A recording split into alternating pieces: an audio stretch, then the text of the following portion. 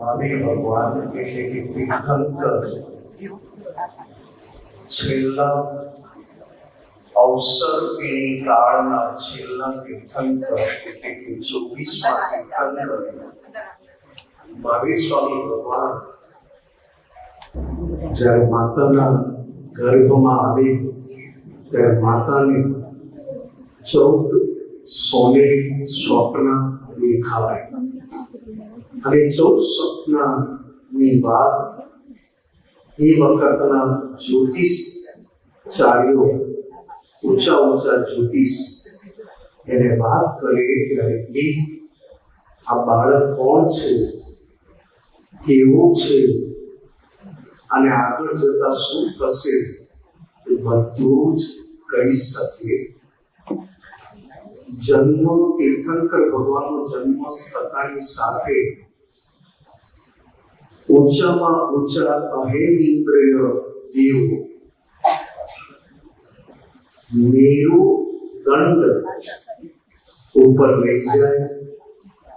ત્યાં એમને અભિષેક કરે, અક્ષાલ કરે, એમની પૂજા કરે અને બધું કરીને પાછા એમની માતા જન્મ થયા પછી માતાની બાજુમાં મૂકી દે. ભગવાન મહાવીર સ્વામી માતાના પેટમાં હતા. એક સહેજ પણ દુઃખ એમની માતાને પડ્યું નહીં. એટલે એમની માતાને કહ્યું કે બાળક ગર્ભમાં છે કે નહીં એવી શંકા ઊભી થઈ ત્રિશલા માતાને. એ શંકા ભગવાન મહાવીર સ્વામીને ગર્ભમાં જાણવા મળી. એમણે ખાલી એક આંગળી એમના ગર્ભને અડાવીને હલાવી એટલે માતાને શાંતિ થઈ ગઈ કે બાળક છે. ગર્ભમાં પણ તીર્થંકર પરમાત્મા એમના મનના સ્પંદનો જાણી અને સમાધાન આપતા. જેવો તીર્થંકર ભગવાનનો જન્મ થાય ત્યારે 3 જ્ઞાન જોડે હોય: મતિ, શ્રુત અને અવધિ જ્ઞાન. આ 3 જ્ઞાન જન્મ થતાની સાથે એ પોતે લઈને આવેલા હોય. એમને કશું કોઈનું સાંભળવું ના પડે અને કશું કોઈને કહેવું ના પડે. એ બોલે અને એવી નાનપણથી પરાક્રમ દશા હોય. કરતા કરતા કરતા જ્યારે ભગવાન મહાવીર સ્વામી યુવાન અને દીક્ષા લે. દીક્ષા એટલે જ્ઞાનને જ્ઞાનમાં રાખવું અને અજ્ઞાનને અજ્ઞાનમાં રાખવું. બંને વસ્તુ નોખીને નોખી રાખવી એને વિતરાગી દીક્ષા કહેવાય. એ ભગવાન મહાવીર સ્વામીએ આ જ વિતરાગી દીક્ષા અંદરથી પણ પામ્યા અને બહારથી પણ પામ્યા. તીર્થંકર ભગવાન દીક્ષા લેતાની સાથે 4થું જ્ઞાન એમને ઊભું થાય. 3 જ્ઞાન જન્મ લેતાની સાથે હોય. 4થું જ્ઞાન બહુ જ ઊંચું જ્ઞાન જે આપણે અત્યારે બધા સામાયિક કરીએ છીએ એ જ્ઞાન છે. મન પર્યાય જ્ઞાન. 4થું દીક્ષા લીધા પછી મુખ્ય જ્ઞાન મન પર્યાય જ્ઞાન. હવે આ શું છે? તો કે નિરંતર ભગવાન પોતાના મનમાં ઉઠતા પર્યાયો અવસ્થા એ જાડી ભાષા છે. બધા સંજોગોનો ભેગું થઈને એક કાર્ય બને એને અવસ્થા કહેવાય, અથવા તો તમને ઇફેક્ટમાં આવે, મનની કોઈ પણ અવસ્થા ઇફેક્ટમાં આવે એને અવસ્થા કહેવાય. ઇફેક્ટમાં આવી નથી એને પર્યાય કહેવાય. ઝીણામાં ઝીણું જે ન દેખાય એ જ્ઞાન દીક્ષા લેતાની સાથે થાય. અને અમુક સમય દરેક તીર્થંકર ભગવાનનો કાળ પ્રમાણે સમય જુદો જુદો હોય. દીક્ષા એટલે જ્ઞાન અને અજ્ઞાન બંને જુદું રાખવું. આ જ્ઞાન છે અને આ અજ્ઞાન છે. આ વિનાશી છે અને આ અવિનાશી છે. આ ટેમ્પરરી છે ને આ પરમેનન્ટ છે. એ આખું જુદું થઈ જાય એને મન પર્યાય જ્ઞાન કહેવાય. પોતાના મનના પર્યાયોને નિરંતર જોઈ જાણી શકે, નિરંતર એને મન પર્યાય જ્ઞાન કહ્યું. અત્યારે આપણે બધા એ પુરુષાર્થમાં આગળ વધી રહ્યા છીએ કે આપણું મન સમય અથવા અમુક સંજોગોમાં આપણું મન અંદરથી કેવું રિએક્શન અથવા કેવી ગાંઠો ફૂટે છે, કેવી અસરો આપે છે, તેને હું શુદ્ધાત્મા થઈને મનની ગાંઠોને જોઉં છું. આ એક આપણો અત્યારે પુરુષાર્થ ભાગ છે. કારણ કે મનમાં પહેલા ચા પીવાની ઈચ્છા મનમાં ઊભી થાય, અંદર આપણે સાઈન કરીએ ત્યારે પીવાય અથવા વાણીથી કહેવાય કે ચા મંગાવજો અથવા ચા પીવી છે. પણ પહેલું ચા પીવાનું અસર ઊભી થાય મનમાં, અને મન કે હવે 3 વાગ્યા છે, ચા પીવી છે. બધું મન. હવે મનમાં એક વસ્તુ ફૂટે તો ફક્ત મનમાં પડેલી ગાંઠ એક જ નથી, એમાં બુદ્ધિ પણ ભરેલી છે, ચિત્ત પણ ભરેલું છે, અને અહંકારના પરમાણુ પણ ભરેલા હોય. એટલે એક વારમાં મનમાં એક વિચાર આવે, ફૂટે, અસર આપે, ત્યારે મનના પરમાણુની અસર હોય, બુદ્ધિના પરમાણુની અસર હોય, ચિત્ત એ પ્રમાણે ક્રિયા કરતું થઈ જાય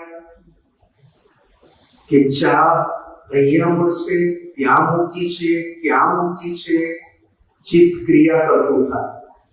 અને જેવું દેખાય એટલે પીએ એટલે અહંકાર ફક્ત પીધું એ ભ્રાંતિનો રસ ચાખે. આટલી બધી ક્રિયા. એક ચા પીવી હોય તો મનમાં પેલા ફૂટે, અસર આપે, આપણને એમ થાય કે માથું ચડી ગયું છે, મૂડ નથી, થોડીક ચા પી લઈએ.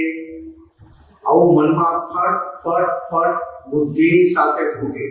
એકલું મન ના હોય, બુદ્ધિ બતાવે કે ચા નહીં પીએ તો મજા નહીં આવે, માથું ચડી જશે. આ બધું બુદ્ધિનું કાર્ય. હવે જેવી દીક્ષા લે ત્યારે ભગવાન મહાવીર સ્વામીને મન પર્યાય જ્ઞાન પ્રગટ થઈ જાય. પોતાના ક્ષણે નીકળતા મનમાંથી નીકળતા વિચારોને, એટલે કે ગાંઠો, એને જોઈ જાણી શકે. અને અમુક સમય જાય ને એમનો પરાક્રમ ભાવ કે હું મન વચન કાયાથી જુદો છું, એમાં પરાક્રમ હોય. જુદું ને જુદું જ રાખે, બોલવું પણ ના પડે. એ પરાક્રમ ભાવ પત્યા પછી કેવળ જ્ઞાન, જે પાંચમું અને છેલ્લું જ્ઞાન, એ કેવળ જ્ઞાન થાય એટલે ભગવાન તીર્થંકર ભગવાનના જન્મને પણ જન્મ કલ્યાણક કહેવાય છે. અને જ્યારે માતાના ગર્ભમાં દેવ યોનિમાંથી ચ્યવીને માતાના ગર્ભમાં આવે તો એને પણ ઉજવે છે દેવો ચ્યવન કલ્યાણક. ચ્યવન કલ્યાણક, જન્મ કલ્યાણક, દીક્ષા કલ્યાણક, કેવળ જ્ઞાન કલ્યાણક. આટલું બધું કે તારે તીર્થંકર ભગવાન જૈન કે ના, જીનેશ્વર કહેવાય, જેમણે અંદરના કશાયોને જીતી લીધા છે. હવે કશાયો રહ્યા નથી, એને જીનેશ્વર કયા. અને એ જીનેશ્વર પરમાત્માની વાણી 50 મિનિટ ડિરેક્ટ જે સાંભળે એને જીન કયા. જીન. અને આ કાળમાં અપભ્રંશ થઈને જૈન થયો, એક સંપ્રદાય થયો, એક પક્ષ થયો. પણ જ્યારે તીર્થંકર ભગવાન હતા એમની જ્યારે વાણી નીકળે, જેને દેશ ના કહેવાય, આદેશ નહીં, ઉપદેશ નહીં. ક્રમિક માર્ગમાં એવું કહેવાય છે 14 ગુણ સ્થાનક, એમાં 12મા ગુણ સ્થાનકમાં ન પહોંચે ત્યાં સુધી ઉપદેશ કહેવાય. અને 5મા ગુણ સ્થાનક સુધી ના પહોંચે એ વાણીને આદેશ કહેવાય. આદેશ, ઉપદેશ અને દેશના. એ તીર્થંકર ભગવાનની વાણી જ્યારે કાળક્રમે માલિકી વગર નીકળવાની સંકેત આવે ત્યારે ઊંચામાં ઊંચા દેવો, ઇન્દ્રો, અહેમેન્દ્રો ક્યારેય કલ્પી ના શકાય એવી સમૂહ શરણની રચના કરે. અને સમૂહ શરણમાં લાખો કરોડોની સંખ્યામાં બેસી શકે એવી વ્યવસ્થા હોય. સાધુ, ગણધર, સાધ્વી, શ્રાવક, શ્રાવિકા, પછી કે પશુ યોની એટલે કે જાનવર ગતિ. આ બધા એ સમૂહ શરણમાં બેસી અને ભગવાનની વાણી એવી નીકળે કે દરેકને પોતાની રીતે, પોતાની પ્રકૃતિને આગળ પ્રકૃતિ વધે એ રીતે એ વાણી માંથી ફૂડ પડે, સમજાઈ જાય. એટલી બધી પારદર્શક વાણી, જેને દેશના કહી. એટલે દાદા ભગવાન પોતે કહેતા, અમારી, દાદા ભગવાન પોતાની વાત કરતા કે અમારી વાણી દેશના કહેવાય. એમનું સૂત્ર પણ છે અને એમની વાત પણ છે. અમારી સહેજ ઉતરતી હોય પણ કહેવાય દેશના.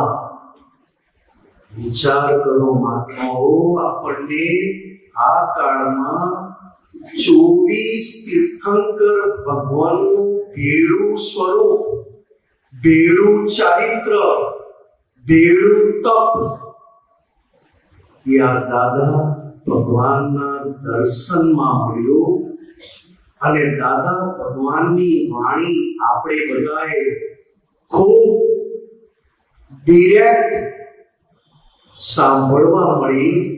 દાદા ભગવાને ફોડ આપવો પડ્યો કે અમારી વાણી પ્રત્યક્ષ સરસ્વતી કહેવાય.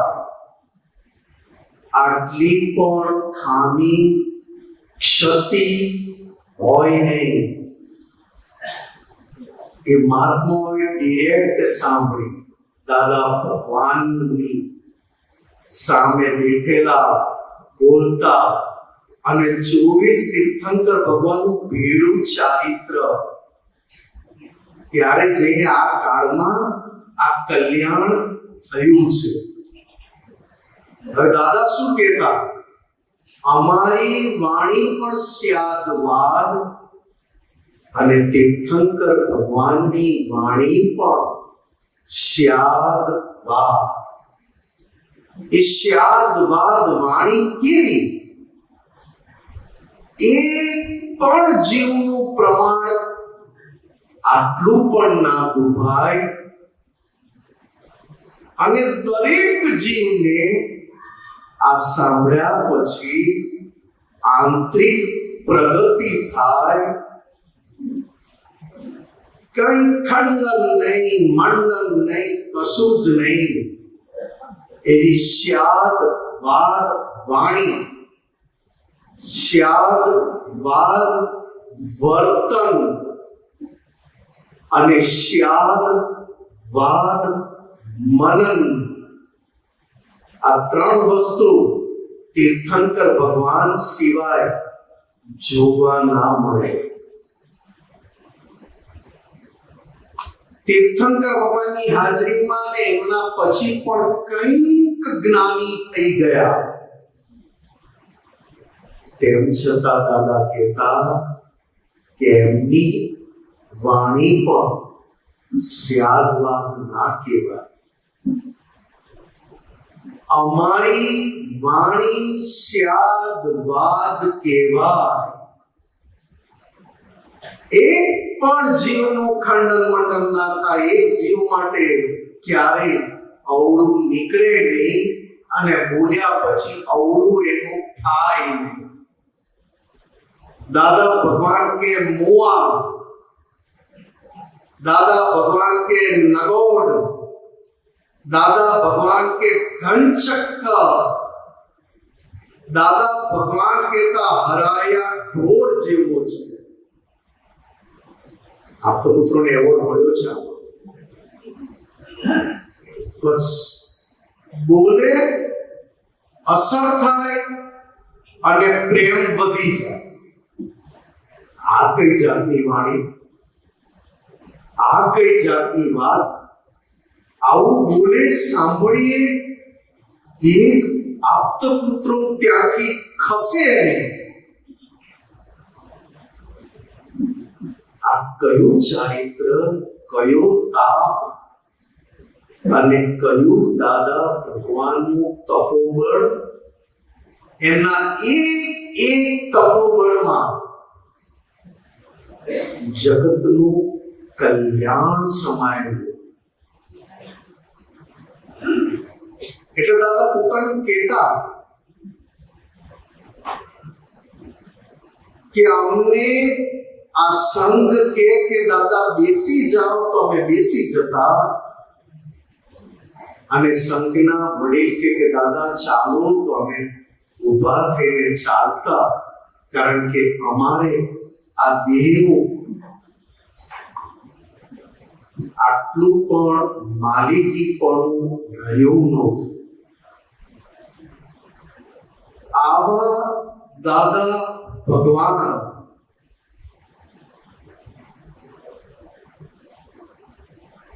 જેમની સ્યાદવાદ વાણી, સ્યાદવાદ વર્તન અને સ્યાદવાદ મનન તીર્થંકર પરમાત્મા સિવાય કોઈની પાસે ના હોય.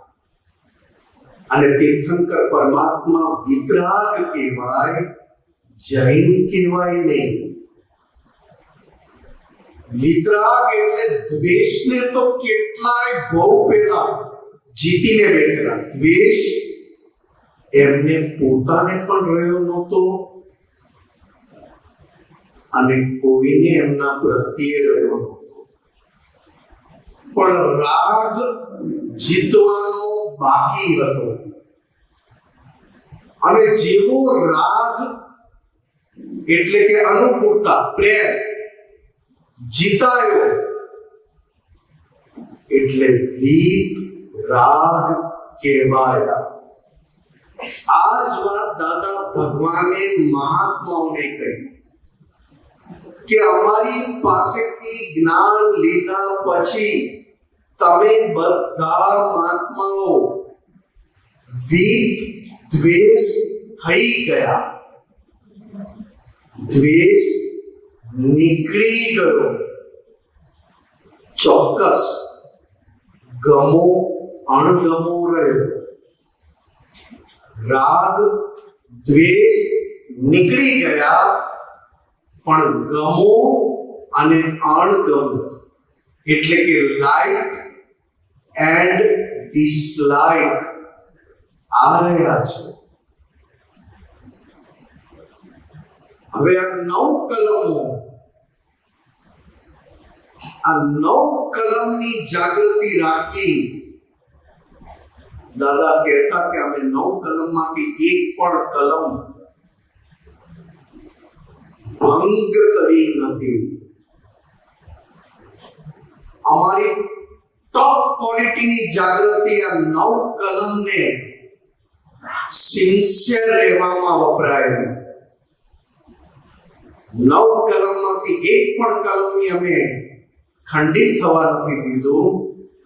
એ જ વાત 9 કલમમાંથી એક કલમ આપણાથી ખંડિત થાય અને ખબર પડે કે આ ખંડિત થઈ એ જ ટોપની જાગૃતિ. દાદા પોતાના માટે કહેતા, અમારી અંદર દાદા ભગવાન થતા પહેલા પોતે દાદા ભગવાન સ્વરૂપ થયા નહોતા. એ પહેલા કહેતા, અમારી અંદરથી કોઈના માટે એક પણ કમ્પ્લેન રહી નહોતી. મહાત્માઓ સાંભળો છો ને? આ જાગૃતિની વાત સમજવા જેવી છે. આપણે કહીએ છીએ પુરુષાર્થની છે, પણ આ વ્યવહારમાં ખૂબ આપણી પ્રકૃતિને બહુ નિહાળવા જેવી છે. આપણી પ્રકૃતિને નિહાળો તો ખબર પડે આ ભૂલ શું માં નીકળે છે, કેવો નીકળે છે, અંદર કેવો ફૂટીને કેવી અસર આપે છે. સમય વ્યક્તિને મળો ત્યારે અંદર અલગ અલગ ઇફેક્ટ આપીને બતાવીને ખાલી થાય આપણી પ્રકૃતિ. નિરંતર આપણી અંદરથી માલ નીકળે જ છે અલગ અલગ, પણ એવી જાગૃતિ કે દાદા ભગવાન કહે છે પહેલી અમારી જાગૃતિ, અમને કોઈના માટે, કોઈ પણ જીવ માટે એક કમ્પ્લેન રહી નહોતી. બીજું, જેમ 1958ની સાલની નજીક આવતા ગયા, થોડાક જ વર્ષ બાકી હતા અને કહ્યું કે હવે કોઈને અમારા માટે કમ્પ્લેન રહી નથી. શું દાદા ભગવાનનું અંદરનું નિરીક્ષણ, અંદર પોતાની પ્રકૃતિ જોઈને બોલતા હતા, બહારનું જોઈને નહીં સાહેબ. એમાં જૂના મહાત્માઓને બધાને અનુભવ છે અને ખબર પણ છે. એક ઉઘાડો દાખલો દાદા ભગવાને પોતાની પ્રકૃતિને ઓળખવા માટે આપ્યો કે આજે આખા દિવસમાં મારું એક અપમાન કરશે તેને હું 500 રૂપિયા આપીશ. મહાત્મા જાણો છો શું વાત છે? આ કેવી ક્ષત્રિયતા! આપણે તો અંદરે ના બોલાય, આ જવાબ લો, પણ શું પોતાની પ્રકૃતિનું ટેસ્ટિંગ જાહેરમાં કરે કે આજે આખા દિવસમાં કોઈ મારું એક અપમાન કરશે તો 500 રૂપિયા, બીજું અપમાન કરશે તો બીજા 500 રૂપિયા. દાદા ભગવાન સવારથી સાંજ સુધી બેઠા, એમના મુખેથી સાંભળ્યું હોય ને, શું સવાલ! એ તો ત્યારે ખબર નહોતી પડતી, સાંભળતો તો ત્યારે કઈ નથી, મજા લેતા સાંભળવાની. આ તો બની ગયા પછીની વાતો, એટલે કે આ કેવી વાતો કે અજાણતા પણ સાંભળેલી અંદર ઉઘાડ કર્યા વગર રહેતી નથી. એક જ્ઞાની પુરુષની વાણી, એટલે કે આવા 24 તીર્થંકરનું ભીડું સ્વરૂપ લઈને આવેલા એની વાણી અને તીર્થંકર ભગવાનની વાણી અજાણતા પણ કાનમાં જતી રહે ને, ઉગ્યા વગર અથવા ઉઘાડ કર્યા વગર રહે. તો દાદા કહે છે અમે સાંજ સુધી બેઠા, કોઈ આવ્યું નહીં. 500 રૂપિયાની લાલચના આધારે પણ અમારું અપમાન કરવા આવ્યા નહીં. ત્યારે કહ્યું ચાલો આ હિસાબ પણ ચોખ્ખો થયો છે, કારણ કે અમે સ્કીમ મૂકી તોય ના આવ્યા. તે આજથી 50 વર્ષ પહેલા મને 500 રૂપિયા એટલે શું ખોટ આવે? કેવું કે જેવું તેવું છે. તો કે અમને કોઈના માટે કમ્પ્લેન ના રહે, એ આવા છે, એ આવા છે, એ આમ છે, એમણે આવું કર્યું. જાણે ત્યાં પ્રકૃતિની ટેસ્ટિંગ જ કરી. લૂંટવા આવ્યા તો લૂંટાવા દીધું, છેતરાવા કોઈ આવ્યું તો છેતરાવા દીધા. પોતે છેતરાને પણ છેતરાવો કે જોઈએ તો ખરા, હજી આમાં માલ કોઈ ફૂટીને અસર આપે છે. એક પછી એક પછી એક પછી એક. પછી કહ્યું હવે કોઈને અમારા માટે કમ્પ્લેન નથી રહી. એટલે અમને અંદર બહુ સુખ આવતું હતું, બહુ સુખ આવતું હતું. કઈ પ્રકાશ થશે, કઈ પ્રકાશ થશે. કરતા કરતા હમણાં 2 દિવસ પહેલા કમલેશભાઈ વાઘ ડોંગરી, કારણ કે દાદાનું કર્મ ક્ષેત્ર એ તાપી લાઈન આપી, વાપી થી તાપી, એમાં તાપી સુરત ડિસ્ટ્રિક્ટ કહેવાય. એ વાઘ ડુંગરી પર અમે જઈ આવ્યા, પણ અમે બધા ભેગા થયા કે ટેસ્ટિંગ માટે નહોતા ગયા, જોવા કે આવ્યું કે નહીં, ક્યાં એક્ઝામ જોયું સાહેબ, કેવું પડે. એ તો 60 વર્ષ પહેલા ગયા હતા. અત્યારે તો મારી ગાડી ડાયરેક્ટ એની પર ગઈ, ડોંગરી પર. એ કેમ ના ગયા એ જાણે દાદા. એ આપણે વાત કરી કે છેલ્લે ભાઈનું ને આનું એ બધું જોયું અને ટેસ્ટિંગ કર્યું. પછી ખબર પડી ગઈ કે આ જીવ થોડું છે, અને પછી આ અજવાળું થયું. તો કે હવે જાણતા હતા કે કંઈક પ્રકાશ થશે, પ્રકાશ થશે, પણ આવો પ્રકાશ થશે એ અમને પણ ખબર નહોતી. કેવી કેવી નિર્દોષ વાતો અને કેવી હૃદયસ્પર્શી વાતો. એક વાત યાદ આવી, નાની વાત છે. તીર્થંકર પરમાત્મા મહાવીર ભગવાનના સમયમાં સમોસરણ રચાયેલું અને મહાવીર ભગવાનની દેશના ચાલતી હતી. વિચાર કરવા જેવા છે હા સાહેબ. લાખો લોકો સાંભળી શકે, કરોડો લોકો. ત્યારે સાઉન્ડ સિસ્ટમ નહોતી. જવાબ એવા એ પછી પાછું ડાયવર્ટ થઈ જશે વાત આખી. હવે સારું સરળ ચાલતું હતું. દેશના ચાલતી હતી અને એક અઠંગ ચોર કોઈ પકડી ના શકે. ના ભૂલી ગયો સાહેબ. હા ચોક્કસ જઈ છું. બરાબર. આ બધું અમે છે ને ઉપાસ્યમાં પાકું કરી દીધું. આના માટે દેસાઈ તો દે કેમ ના? એના ખાનદાન આખું ચોર અને એનો ધર્મ ચોરી.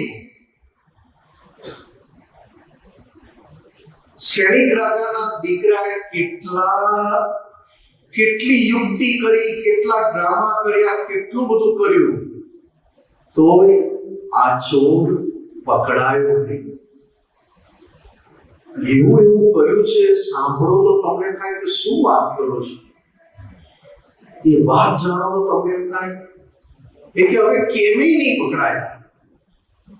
એને બેભાન કર્યો અને હોશમાં આવ્યો ત્યારે સ્વર્ગ જેવું વાતાવરણ કર્યું. શ્રેણી રાજાના દીકરાએ, કારણ કે ત્યારે શ્રેણી રાજાનું રાજ્ય હતું, સ્વર્ગ જેવું. અને એને કહ્યું કે તું સ્વર્ગમાં આવી ગયો છે, તે કોઈ ખરાબ કામ કર્યા નથી. આ બધી વાત. હવે આ પ્રસંગ થાય એ પહેલા એના મા બાપે બધા કીધેલું, બધાની વાણી કાનમાં ના જે, પણ આ જે બેઠા છે તીર્થંકર, એની વાણી કાનમાં જવા ના દઈશ. જો ગઈ તો તું આપણો ધર્મ અભડાવીશ. ચોક્કસ ચોરી કરતો આવતો તો અને જોયું કે તીર્થંકર ભગવાન દેશના ચાલે છે, બધું ગજવામાં નાખીને બે આંગળી નાખી દીધી. બરોબર દાબીને જ્યાં કરે પગમાં કાંટો વાળવો. કાઢવો કેમનો? એટલે એક કાનમાંથી આંગળી કાઢીને કાંટો કાઢે ત્યાં સુધીમાં 4 વાર ઘૂસી ગઈ. કે સ્વર્ગમાં ઊંચામાં ઊંચા દેવોને આંખ પકડે નહીં. સારા દેવોને ક્યારે પરસેવો થાય નહીં. અને જમીનથી 4 આંગળ ઊંચા હોય એમનો પગ અડે નહીં. અને ચોથી વાત પડછાયો. જોયું બધા? ખરેખર પણ આ જોવા જેવું છે. જો મોટી સાંભળવીને કાનમાં ગઈ, જો પડછાયો. દેવોને પડછાયો ના હોય, કારણ કે એમનું શરીર આપણા જેવું ના હોય. વૈક્રિય શરીર કહેવાય. વૈક્રિય શરીર એટલે ખૂબ પારદર્શક અને ખૂબ સુગંધી વાળું. એટલે દેવદેવીઓને સુગંધી બહુ ગમે. એના આધારે જ અગરબત્તીઓ કરે છે, ધૂપ નહીં. આપણી અગરબત્તી તો કેમિકલ વાળી. અમદાવાદમાં બાપુનગરમાં પીપળા ભરેલા હોય, બોલો કઈ જોયું? ગુલાબમાં નાખીને સૂકવી. જોવા જેવું છે. તો કે 4 વાર દેવો ઉપર સ્વર્ગમાં આવવું હોય, સ્વર્ગના દેવોને આવવું હોય, બંધ કાંટો કાઢ્યો અને એ ટાઈમમાં એને બેહોશ કરીને એની ગુના કબૂલ કરવા માટે શ્રેણિક રાજાના પુત્રોએ સ્વર્ગ જેવું રચ્યું અને કહ્યું કે તું સ્વર્ગમાં આવ્યો છે, તે બહુ ઊંચા કામ કર્યા છે અને હવે તારી પાસે ટાઈમ છે. કોઈ ખોટા કામ કર્યા હોય તો બોલી નાખ, તો સ્વર્ગમાં તને વધારે સમય મળે. એને થયું ઓહો શું વાત છે, તો બધા મારા ખરાબ કામ કહી દઉં, જેથી આવું સુખ ક્યાં મળે? આવું સુખ હતું જ નહીં નીચે. તો સ્વર્ગમાં આવ્યો છું ને આવું તો કહી દો. કેવા જતો તો તૈયારી હતી એને જોયું. આની આંખ કપડે થોડો થોડો પરસ્યો છે, જમીન પર પગ છે ને પડછાયો છે, કઈ રમત રમાઈ છે. હવે આ 4 વાત એને સંભળાઈ અને જોયું. તરત કીધું, મેં પૃથ્વી પર કોઈ ખરાબ કામ કર્યા નથી. તરત જ સૈનિક રાજા બધું કાઢી ફેંક એના છોકરા હાથ તારી આઈ ચાલ નકામી ગઈ. ત્યારે ચોર કે છે, જો એક તીર્થંકર ભગવાનની 4 વાત મારી જિંદગી બચાવી શકતા હોય તો એની પાસે બેસવાથી મારું કાયમનું કામ થઈ શકે. એમની 4 વાતથી હું તમારામાંથી બચ્યો છું. આ બધું મેં છોડ્યું અને ભગવાન પાસે જાઉં છું. જો ટર્નિંગ પોઈન્ટ જુઓ સાહેબ, કેવો ટર્નિંગ! અઠંગ ચોર. અને જ્યારે બોલ્યું કે એક આટલી વાતથી મારું જીવન બચ્યું, મેં તો મારી આખી જિંદગી આ લોકો મારીને મને ક્યારેય બહાર ના કાઢે, અને મારીને સોટીઓ મારીને ચાપખા મારીને આટલી વાતથી હું બચ્યો, તો એમની પાસે જાઉં તો મારું તો કાયમ અને આખું ફર્યું. આ ભગવાન મહાવીર સ્વામી કળિયુગને અડીને થયા. કળિયુગને અડીને આપણો આ ચોક્કસ એમણે આયુષ્ય વધાર્યું તો કળિયુગ ના બેસે. મેં કીધું સારું થયું એમને ના વધાર્યું, ને તો દાદા ભગવાન ના બોલ્યો તમને. અરે દાદા ભગવાન ઘેર બેઠા એવા સુખ્યા કરી ગયા કે આમાંનું જે સુખ જેને જોતું એ લઈ જાઓ, હવે અમને કોઈ વાંધો નથી. આજ દાદા કહેવાય છે કે શ્રેણી રાજાના જ અવતાર કહેવાય છે. સાબિતી આ કોઈ વસ્તુની હોય નહીં, એક શ્રદ્ધાનો વિષય છે. પણ આ મન વચન કાયની એકતાની અને એ કાળમાં વાત મળવી અને પોતાની પ્રકૃતિને નિહાળવી કે કઈ અંદર અલગ ગાંઠો ફૂટીને કેવી અસરો આપે છે, જેથી કરીને મારે શુદ્ધાત્માના દર્શન કરવા તો ના કરવા દે. આપણે કહીએ છીએ કે સામે વાળો અટકાવે છે તમને શુદ્ધાત્મા જોવામાં. કોણ અટકાવે છે? અંદર કઈ એ જ. એટલે આ પર્યુષણ નિમિત્તે પણ ભગવાન મહાવીર સ્વામીને જન્મ કલ્યાણ સ્વરૂપે ઉજવે છે. કેમ? હતા ત્યારે ઓળખાણ ના પડી સાહેબ. આ બહુ મોટું છે. દાદા ભગવાન એવું યોગ બળ લાવેલા કે ક્યારે કોઈ જ્ઞાની પુરુષથી 60,000 મહાત્મા બુજે એટલે દીવડા શુદ્ધાત્મા પદ ક્યારેય બન્યું નથી. 2, 3, 4 અને જતા. તીર્થંકર ભગવાન કે એક જેવા કાળ ક્રમે પામે હતા. છેલ્લે તીર્થંકર ભગવાન મહાવીર સ્વામી થકી બહુ ઓછા જણા પામ્યા. અને આ અપવાદ 60,000 મહાત્માઓએ આ દીવડો પ્રગટાવ્યો. દાદા ભગવાન વારંવાર બોલતા 60,000. એટલે દાદાએ કીધું અમે આ કાળમાં મહાવીર છીએ. આ વાક્ય કૃપાળુ દેવે પણ કહ્યું હતું એમના પોતાના માટે. કૃપાળુ દેવ એટલે શ્રીમદ રાજચંદ્ર, કે અમે આ કાળના મહાવીર છીએ. ચાલો, આ તો વાત આજ પાણું લાવ્યા એટલે કીધું લાવો. હવે એ લોકો તો પેલું ટાંકે ને, કારણ કે સુઈ ગયા હોય, જગાડવાના, પાછા ઊંચા કરવા. બધું કપડું તો નવું છે ને, કે એ પાછું એવું જ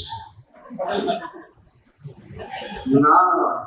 પટેલિયા ઉજવે ભાવથી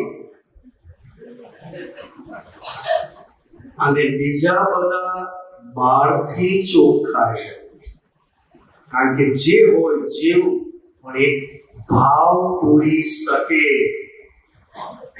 એક ખાસિયત છે. કારણ કે આ પ્રકૃતિ પાસે મહાવીરની ભજના કરાવી સહેલી છે, અને આ બધી પ્રકૃતિ પાસે મહાવીર ભગવાનની ભજના કરાવી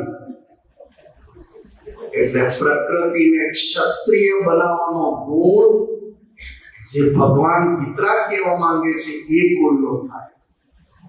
કારણ કે મહાત્મા થયા છીએ એટલે નિષ્પક્ષપાતી થયા બધા આપણે, અને વિતરાગ માર્ગના આપણે બધા મહાત્માઓ ક્ષત્રિય કહેવાય.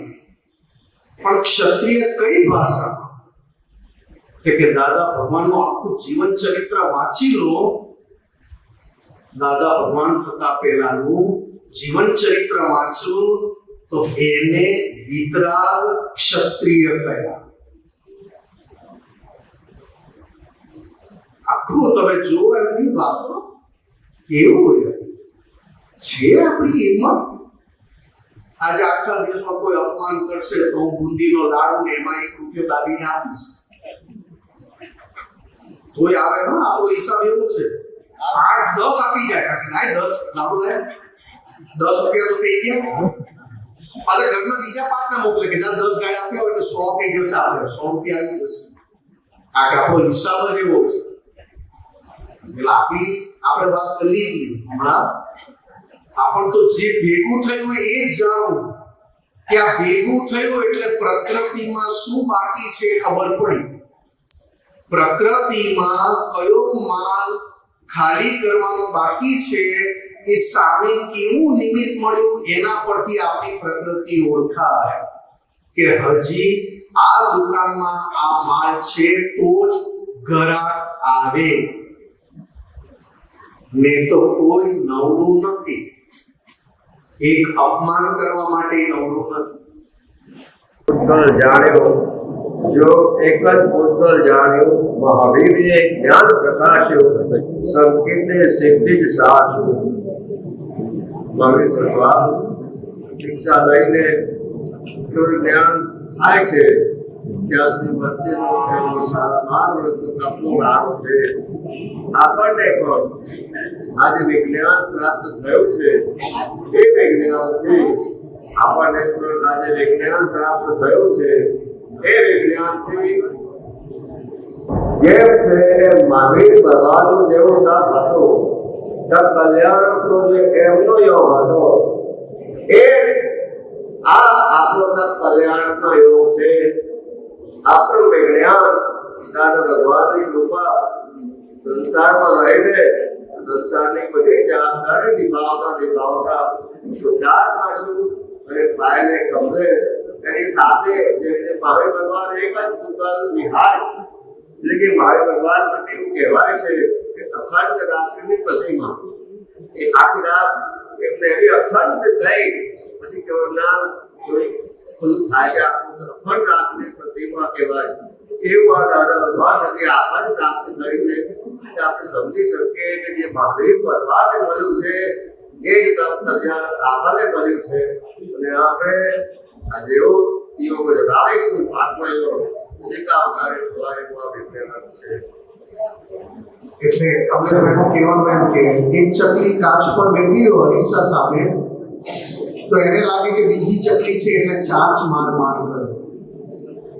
પ્રતિબિંબ અરીસા સામે ચકલી બેઠીને અરીસા ઉપર ચકલી બેઠી છે એટલે એને એમ લાગે કે બીજી ચકલી છે. એવી ભ્રાંતિ ઊભી થાય તો કે હું છું, હું જ પોતે છું, અરીસા સામે બેઠું છું એવું સમજાય નહીં, પણ પોતે પોતાને ચાંચ મારે. અને જ્ઞાન થયા પછી એમણે કહ્યું એક જ ભૂતગલને જાણ્યું. એટલે કે બીજા કોઈ પૂતગલ નહીં. એટલે આપણે કહીએ છીએ ને કે પેલા આવા છે ના, જેવા તમને મળે છે એના પરથી ખબર પડે કે આપણું પૂતગલ કેવું છે. લુચ્ચાઈ વાળો મળ્યો તો આપણે જાણી રાખવાનું કે આપણા પૂતગલ લુચ્ચાઈ વાળું છે, એમાં એને લુચ્ચા કહેવાની જરૂર નથી. એટલે કે અરીસા સામે ચકલી, એટલે એ આખી રાતનું મહાવીર ભગવાનની કેવળ થતા પહેલાની એક આખી રાત એક જગ્યાએ જે કાયોત્સવમાં ઉભા રહ્યા અને આગળ વધ્યા છે, એ વાત એમણે કરી. જય સચિદાનંદ.